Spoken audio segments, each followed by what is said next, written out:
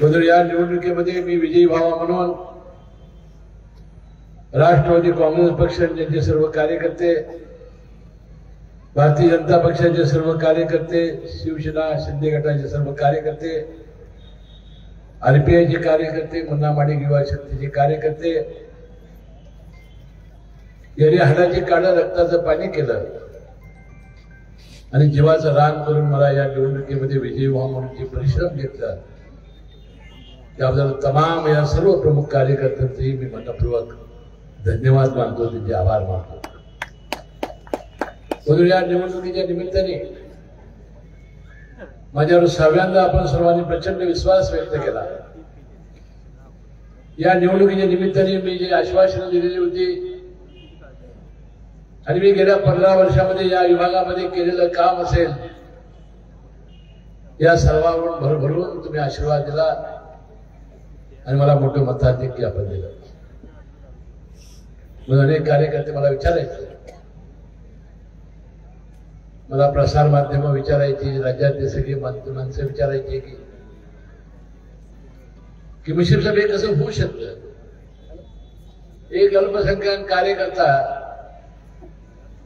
एखाद्या मतदारसंघामध्ये 6 वेळा कसा निवडून येऊ शकतो। आपल्या तर प्रत्येक निवडणुकीमध्ये प्रचंड संघर्ष, जातीयवादी प्रचार, या सर्वावर तुम्ही कशी मात केली असा प्रश्न मला ते विचारायचं आणि मी त्यांना अतिशय विनयाने सांगितलं की गोरगरीब आणि सामान्य माणसाचे आशीर्वाद,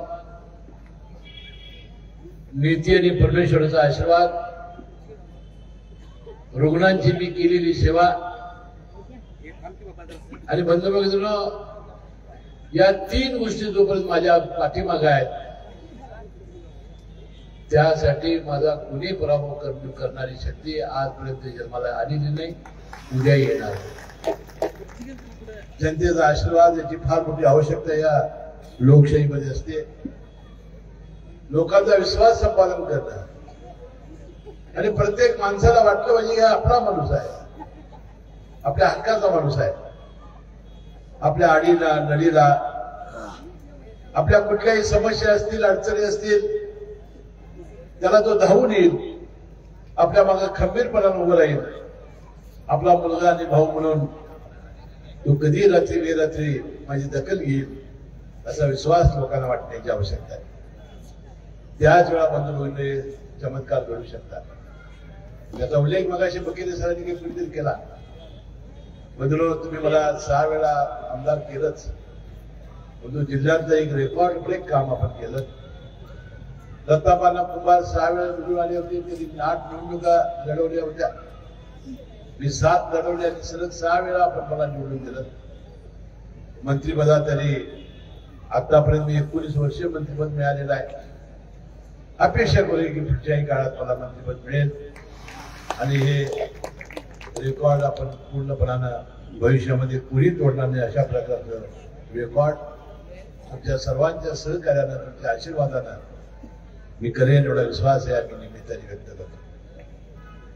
या निवडणुकीच्या निमित्ताने आपण काहीतरी जाहीरनामा दिला होता आणि मी आश्वासन दिली होती की मला आपण जर विजयी केला तर येणारा 5 वर्ष मी तुमचा हमाल म्हणून सेवा करेन, तुमच्या जीवनामध्ये चांगले दिवस आणण्यासाठी मी प्रयत्न करेन, रात्रीचा दिवस मी करेन, क्षण क्षण तुमच्या या कष्टासाठी मी झीज सोसेन अशा प्रकारचा आशावाद मी प्रकट केलेला होता। म्हणून या सगळ्यांची मला आज आठवण येते।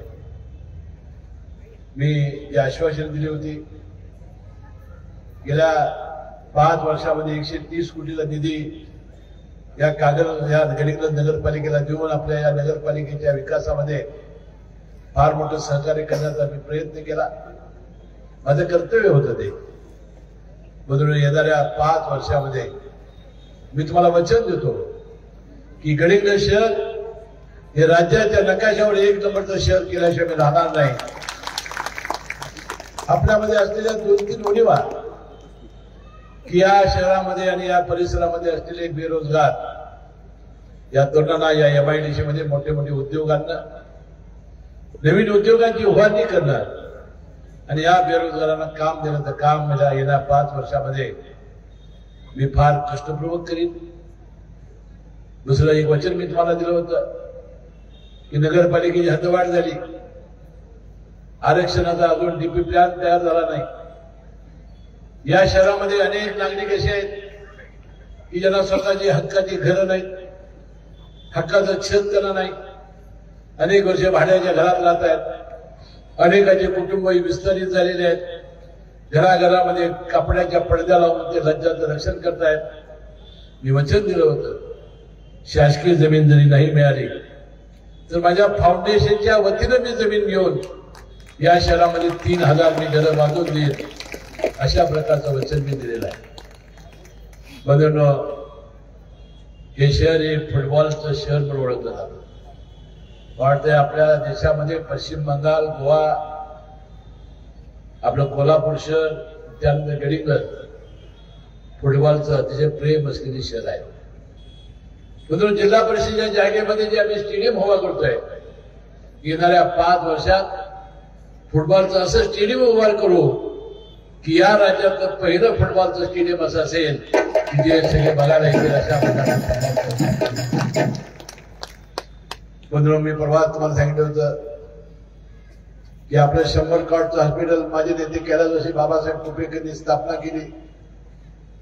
कोरोनाच्या निमित्ताने 200 बेड करण्याची मला संधी मिळाली. ICU बेड एकही नव्हता, 20 ICU बेड तिथे केले. आपण डायलिसिस सेंटर सुरू केलं, तिथं CT स्कॅन मशीन आणलं. येणाऱ्या काळामध्ये MRI, CT स्कॅन हे मी बसून या गरीबांची मोफत सेवा करण्याची संधी सुद्धा मी केल्याशिवाय राहणार नाही, ही मी अध्यक्षपूर्वक सांगेन.